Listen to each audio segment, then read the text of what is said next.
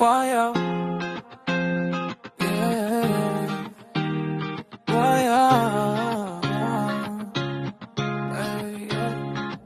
Pagpasok sa umaga, maingking na meter, bare na tawanan, pasukat dito putol doon. Ikaw sa frame, ako sa salamin. Pagtapos ng cutting, ayos na pare, buwi na natin. Team tayo, kaya natin to. Eto na nga, at nandito ang team building ay nagumpisa na. Puro saya ang aming nadama.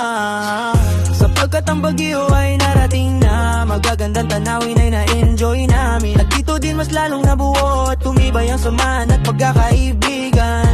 Maraming salamat sa may kapal at sa bumubuo ng di pigilas. Dahil nabigayan kami ng pagkakataon, mas makilala ang isa't isa, sobrang lamig man. Pero bawat oras ay naging isang masaya.